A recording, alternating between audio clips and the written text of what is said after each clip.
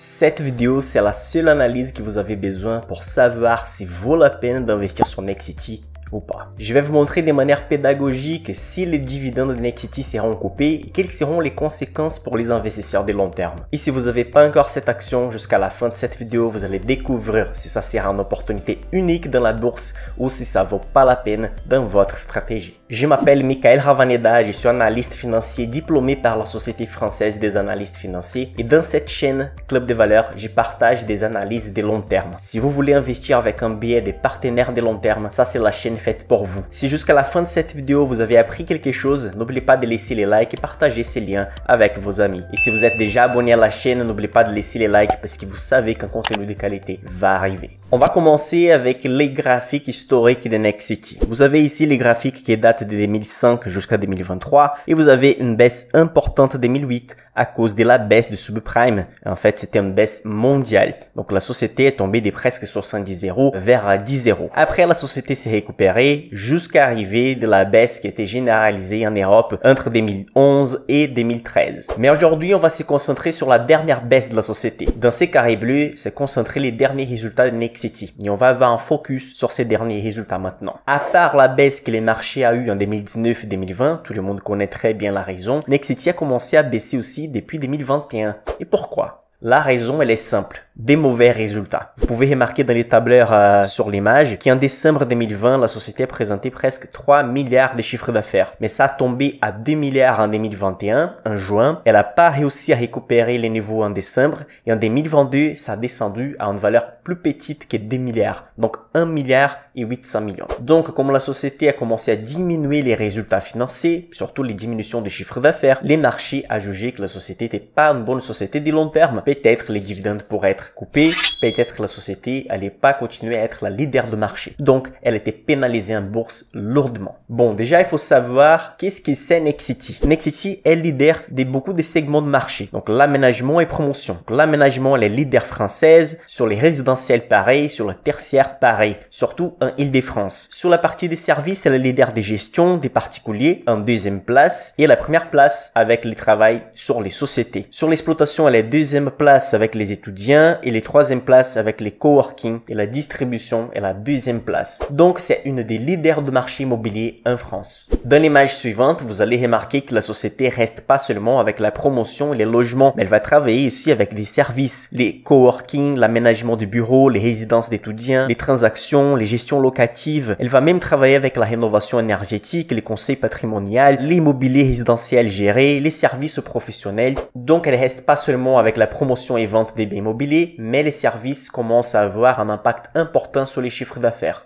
Maintenant, je vais vous montrer les derniers résultats des chiffres d'affaires de Nexity. Une augmentation de 4%. Une augmentation timide et aussi liée au fait que la société a augmenté énormément la promotion de l'immobilier d'entreprise. Vous allez remarquer que les services ont descendu de 3%, les promotions immobilières résidentielles ont diminué de 1%, mais la promotion immobilier d'entreprise a monté de 65%. En général, une augmentation des chiffres d'affaires de 4%. Mais, Michael, si la société a augmenté même les chiffres d'affaires, pourquoi elle baisse en bourse? Pourquoi tout le monde est pessimiste avec la société? Tout le monde est pessimiste avec Nexity à cause de ces résultats-là. À gauche, vous avez la moyenne de marché de logements français et à droite, vous avez les réservations des logements neufs de Nexity. Une baisse de 20% pour Nexity et dans les marchés français, une baisse de 34% des achats. Il faut savoir en fait que les ventes de Nexity se passent sur plusieurs trimestres ou même semestres. Donc, la diminution des réservations aujourd'hui va impacter les prochains résultats de la société. C'est pour ça que même avec l'augmentation de 4% de chiffre d'affaires sur les derniers résultats, les marchés les pessimistes parce que les résultats seront touchés d'ici un trimestre, 2 semestres ou même quelques années. On va analyser en détail en fait les prévisions pour les prochaines années. Mais avant, on va s'approfondir sur les derniers résultats. Donc ici, vous allez trouver cette image qui montre que les marchés neufs à un niveau inférieur des 100 000 lots en 2023, donc une diminution de 20% par rapport aux premiers trimestres de 2022. Les volumes de réservations de marché est en baisse, donc ça fait moins 34% sur les marchés français et les coûts de construction en voie de stabilisation malgré les disparités. Donc quand même, il y a une stabilisation sur les prix des constructions, mais dans certaines localisations, les prix est en hausse. Et évidemment que la diminution des réservations des nouveaux logements a été principalement causée par l'augmentation des taux d'intérêt qui touche la valeur des 4% jusqu'à la fin de 2023. Mais dans ces marchés hostiles quand même de marché immobilier français, la société a partagé cette information. La demande physique potentielle est très forte parmi les particuliers, mais la baisse de pouvoir d'achat est de 20% environ. Donc n'oubliez pas, l'augmentation des prix et services touche énormément la poche des particuliers qui donc vont se limiter ou attendre un peu pour faire des investissements immobiliers. Aussi une information intéressante, ils ont écrit préférence des institutionnels pour d'autres classes d'actifs. Évidemment, si l'immobilier est touché par l'augmentation des taux d'intérêt et la manque d'intérêt des particuliers, etc.,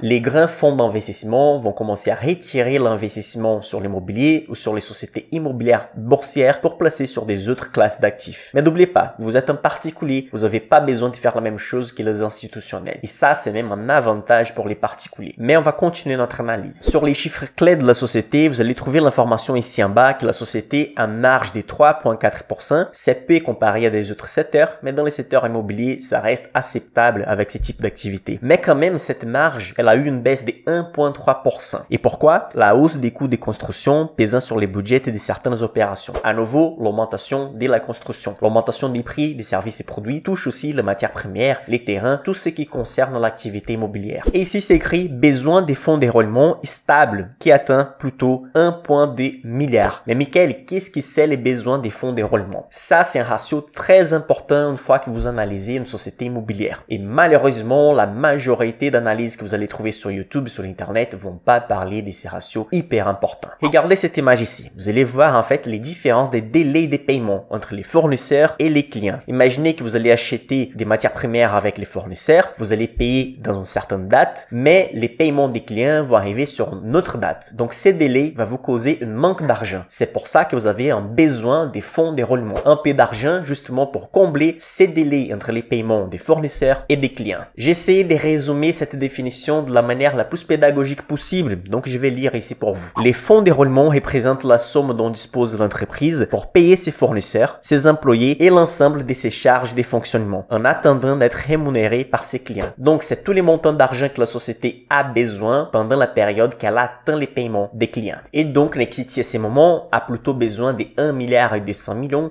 pour continuer ses activités. Heureusement, elle dispose de ces montants-là et la partie d'endettement est plutôt contrôlée. Bon, avant de continuer l'analyse, il faut que je dise quelque chose de très important. Si vous investissez en bourse sans avoir une stratégie, donc vous savez pas quand vous devez acheter ou vendre une société. Par exemple, si vous investissez avec une stratégie des leaders de marché, vous achetez quelle société de leaders de marché? Nexity est une des leaders de marché immobilier en France, donc ça serait éligible. Mais la société a commencé à présenter des résultats en baisse, donc ça serait une société plutôt à vendre ou laisser neutre ou sinon allégée dans les portefeuilles. La société, elle est pas en small cap, donc ça rentre pas dans nos stratégies small cap. Si vous achetez que des big cap, des grandes sociétés, quand même les résultats en baisse nous montrent que la société serait plutôt à niveau neutre ou sinon des ventes dans les portefeuilles. Il y a seulement une stratégie qui Nexity peut être acceptable à ces moments, c'est la stratégie à dividende. Il faut savoir que les critères d'achat et vente ou de renforcer les sociétés changent avec chaque stratégie choisie. Si vous n'avez pas encore une stratégie choisie d'investissement, n'hésitez pas à regarder des autres vidéos de ma chaîne pour choisir les stratégies qui s'adaptent à vous. Moi, par exemple, j'ai une stratégie small cap et une stratégie à dividende. Des portefeuilles. Ce sont les stratégies qui s'adaptent à moi et à la majorité d'investisseurs. J'investis mon argent devant tout le monde. Si vous voulez avoir accès à mon portefeuille et aussi à ma formation d'investissement, les liens sont dans la description de la vidéo. Maintenant, on va commencer à analyser la société avec un biais d'investisseur à dividende. Parce que d'après les autres stratégies d'investissement, ça serait pas un bon type d'investissement. Mais ça reste la stratégie à dividende analysée et c'est ça qu'on va faire maintenant. Dans les rapports financiers de la société, vous allez trouver cette information ici. Dividende versé en 2024 reflétera les niveaux des résultats nets en 2023. Et tout en petit en bas de la page, c'est écrit soumis à l'approbation de l'Assemblée générale du 23 mai 2024. Donc ça veut dire qu'à partir des résultats de 2023, la direction de la société va décider s'ils vont verser des dividendes en 2024. Comme la réservation des nouveaux logements sont en baisse, ça va toucher les prochains résultats dès la fin 2023 et même en 2024. Donc la société doit se protéger financièrement. Voici qu'est-ce que la société va faire pendant cette période. Donc l'arrêt des engagements des land bank. Land bank, c'est simplement le fait d'acheter des terrains et utiliser ça comme réserve de valeur. Les taux de pré-commercialisation minimum de 60% avant tout achat des terrains. Donc ça veut dire que la société va réaliser plutôt des ventes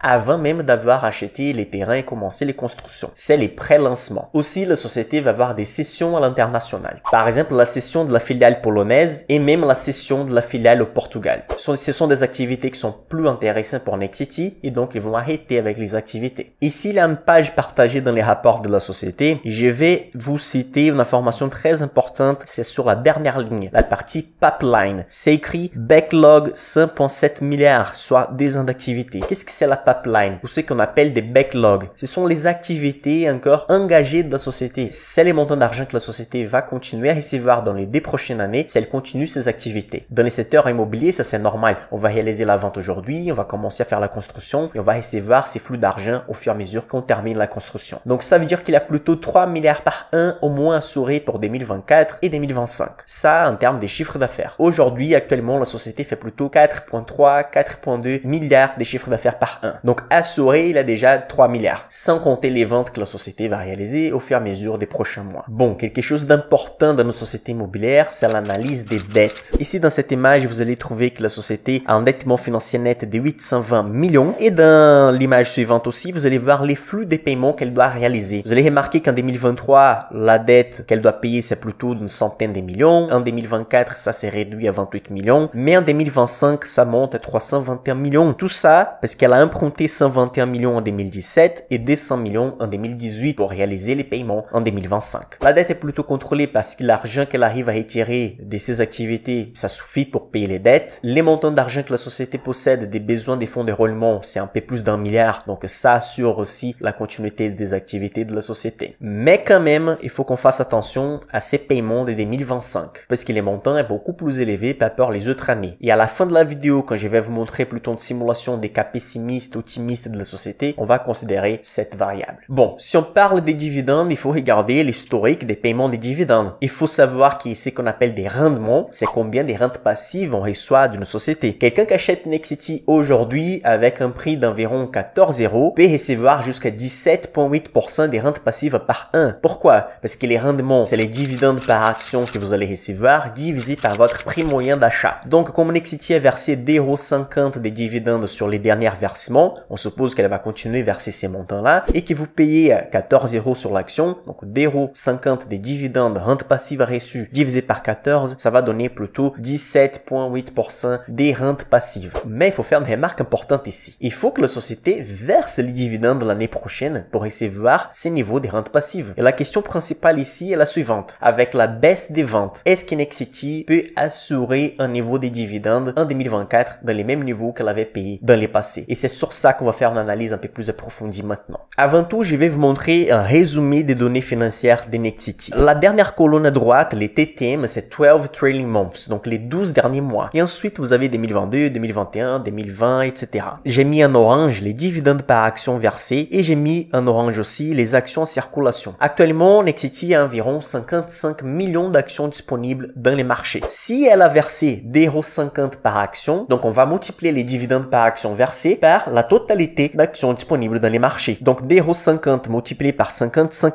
652 000, ça va donner 139 millions d'euros versés en forme de dividendes sur les 12 derniers mois. Et pourquoi c'est intéressant de découvrir cette valeur? Parce que si vous remarquez dans les rectangles verts, la société sur les 12 derniers mois, comme résultat net, elle a généré 142 millions. Donc elle a généré 142 millions net dans la poche après avoir payé toutes les choses possibles, vraiment net, mais elle a versé 139 millions en forme de dividendes. Donc ça veut dire qu'elle a versé presque 5% de tout ce qu'elle a reçu vers les actionnaires, vers les investisseurs. Si on fait les mêmes calculs pour 2022, vous allez découvrir que la société a versé 2,50 € aussi des dividendes par action. Comme elle a 55 millions d'actions disponibles dans les marchés, on sait que la société a versé plutôt 138 millions d'euros des dividendes. Mais en 2022, l'activité clôturée a généré 188 millions d'euros. Donc elle avait beaucoup plus d'argent, 188, par rapport les montants qu'elle a versés comme forme de dividendes, 138. Donc ça a resté un certain montant qu'elle peut mettre dans la trésorerie, elle peut payer les dettes, etc. Dans l'image suivante, vous avez l'historique de versement des dividendes de Nexity depuis 2014. Elle a versé 2 € en 2014, ensuite elle est montée jusqu'à arriver à 2,50 € en 2018. Avec la baisse de 2020 de la pandémie, elle a baissé à 2 € par action. En 2021, 2 € également. Et en 2022, cette année-là, elle a versé 2,50 € déjà. Et donc, j'ai fait une petite étude par rapport à ces versements des dividendes. J'ai analysé combien de pourcents de résultats nets elle a versé en forme de dividendes. En rouge, vous allez trouver qu'en 2014 et 2020, elle a versé plus d'argent qu'elle avait généré dans l'année d'activité. Donc, ça veut dire qu'elle a pioché dans la trésorerie un peu plus d'argent pour pouvoir verser en forme de dividendes. Sur les autres années, où vous allez voir les informations en vert, c'est les pourcentages de résultats nets qu'elle a versé en forme de dividendes. Certaines années, comme 2015-2016, elle a versé presque 100%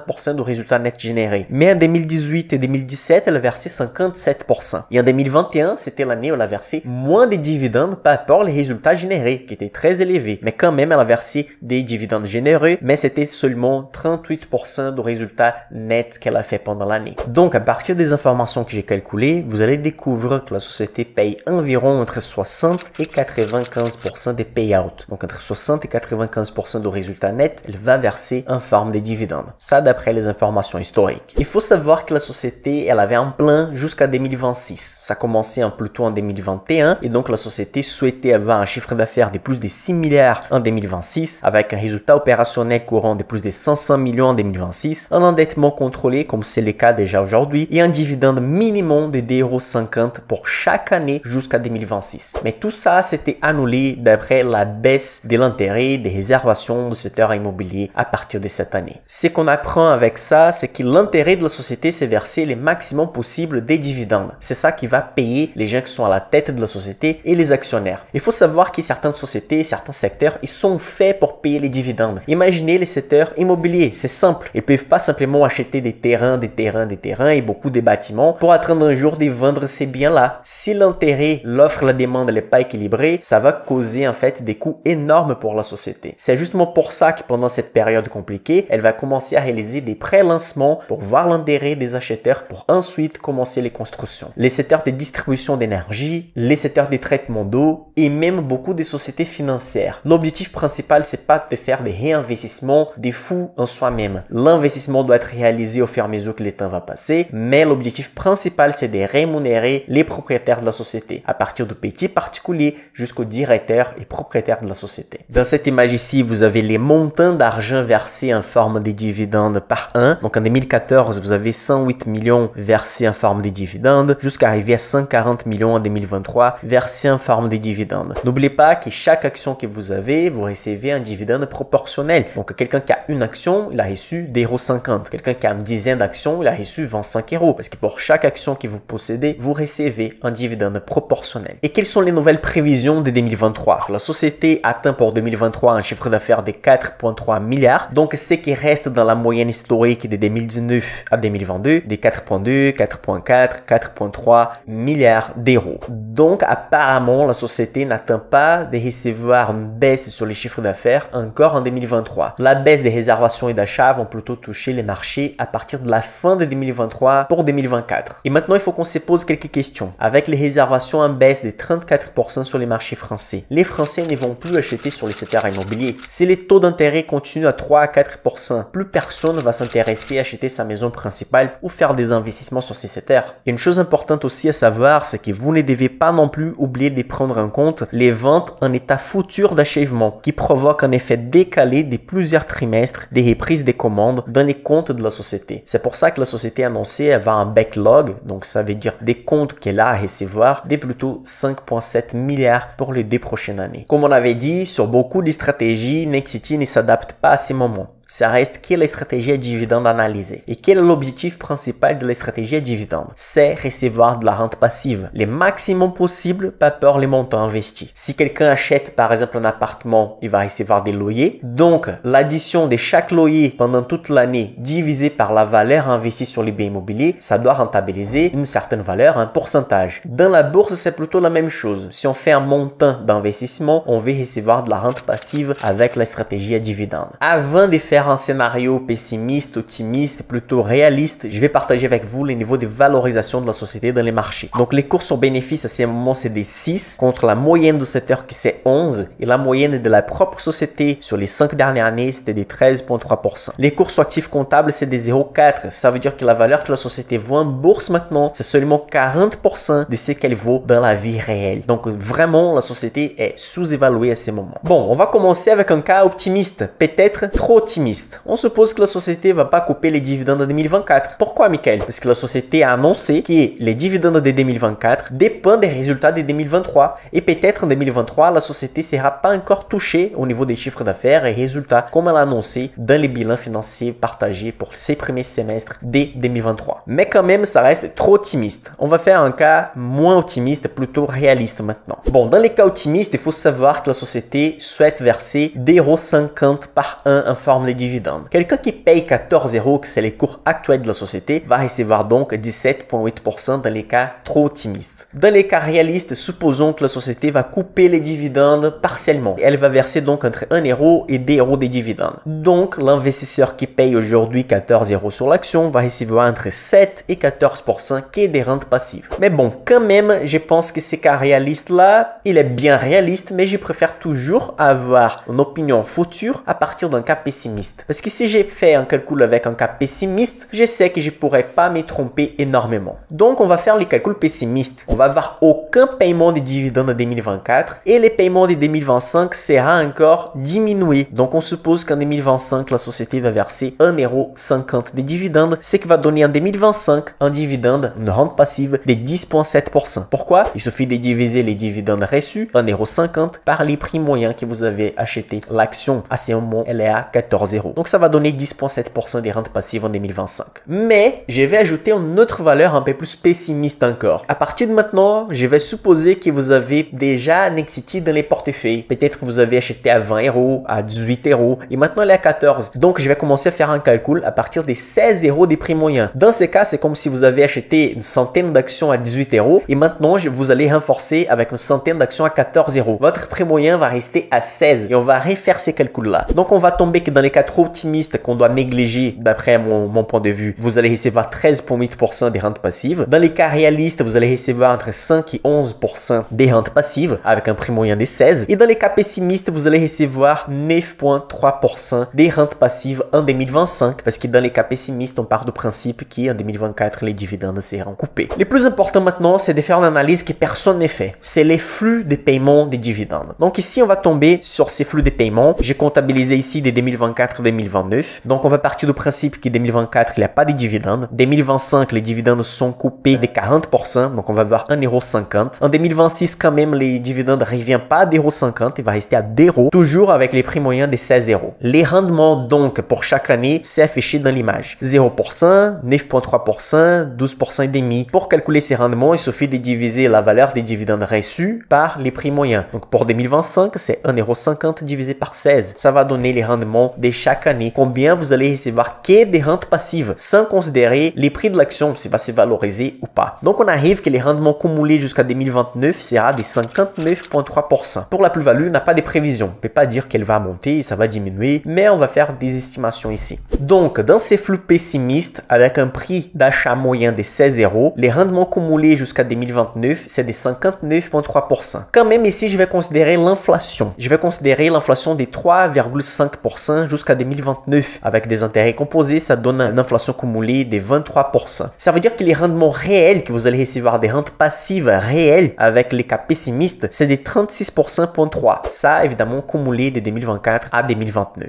Et pourquoi j'ai voulu calculer les rendements réels? Parce que maintenant, on va faire une supposition encore plus forte. Même si la société revient avec les dividendes, recommence à payer en 2025 et commence à augmenter à partir de 2026, je vais supposer quand même que le marché sera très sévère avec la société et quand même, elle va perdre 36,3% dans la bourse à partir du prix des 16 € que vous avez. Donc, ça veut dire que si la société baisse en bourse, même après la reprise des paiements de dividendes, si elle coûte 10,19 €, ça c'est la valeur exacte que la société peut valoir en 2029 pour que vous ne soyez pas perdant en 2029. Parce que si à partir de 2024 jusqu'à 2029, vous allez recevoir 36,3% net déjà d'inflation. Si les cours que vous avez payés diminuent, si l'action se dévalorise, vous pouvez encore avoir l'action à 10,19 €. Donc, vous allez perdre avec les cours de l'action parce qu'en fait, les rendements, la rente passive va combler cette baisse du prix de l'action. Donc, la moins-value va être en fait récupérée avec les dividendes que vous avez reçus. Donc, on connaît une information très importante maintenant. Dans les cas cas pessimiste, avec un prix moyen de 16 €, on peut recevoir 59% qui est des rentes passives jusqu'à 2029. Si je considère encore l'inflation, on va avoir plutôt 36% des rentes passives nettes jusqu'à 2029. Et si je perds encore avec les cours de l'action, si les cours de l'action continuent à tomber de cette même valeur, des 36, donc ça veut dire que je suis ni perdant ni gagnant si l'action vaut 10,19 € en 2029. Mais est-ce que c'est réaliste de penser que la société va continuer à baisser son cours, même avec les repaiements des dividendes, même avec un chiffre d'affaires qui va augmenter, etc. Bon, je vais considérer ici dans ces cas que la société va partir d'un cours au bénéfice de 6 et qu'elle peut arriver à un cours au bénéfice de 9, 10. Donc elle peut se valoriser un peu dans les marchés car les marchés peuvent aussi apprécier le fait que la société va recommencer à payer des dividendes plus élevés. Dans ces cas, on tombe sur cette dernière image qui montre qu'avec un prix moyen de 16 €, avec les flux pessimistes que je vous ai montré, si vous arrivez avec l'action à 10,19 € en 2029, vous êtes ni perdant ni gagnant. Tout montant d'argent avec un prix d'action supérieur à 10,19 €, vous commencez déjà à être positif. En partant du principe que la société va avoir un prix moyen en 2029 de 16 €, les mêmes que vous avez aujourd'hui, vous allez gagner 59% qui est des rentes passives. Et si la société va terminer avec un cours supérieur à 16 €, donc vous allez commencer à gagner de la plus-value plus la rente passive que vous avez reçue jusqu'à 2029. Et cette plus-value, évidemment, ça peut varier. La société, par exemple, peut terminer à 25 € ou 30 €, on ne sait jamais. On n'est pas ici pour deviner les futurs, mais pour estimer, et toujours c'est bien d'estimer avec un cas pessimiste. Et maintenant, c'est à vous de me dire maintenant, est-ce qu'il vaut la peine d'investir sur Nexity d'après cette analyse que vous avez vue? Je donne mon avis. Si vous avez une stratégie small cap, une stratégie leader de marché, une stratégie d'acheter des big cap, simplement, cette société, elle n'est pas faite pour vous maintenant, avec des résultats en baisse et des prochains trimestres compliqués. Mais si vous avez une stratégie à dividendes, ça peut avoir la place dans votre portefeuille si vous n'avez pas besoin des dividendes maintenant, si vous avez un horizon d'investissement de long terme. Est-ce que les niveaux des dividendes qu'elle peut verser dans les futurs vous intéressent? Est-ce que ça rentre dans votre stratégie à dividendes? Je vais répondre à chaque commentaire fait ci-dessous cette vidéo. Et si vous voulez avoir accès à mon portefeuille et connaître les actions que j'ai investies small cap et à dividendes, il suffit de cliquer dans les liens dans la description de la vidéo. On se voit très prochainement sur nos nouvelles analyses.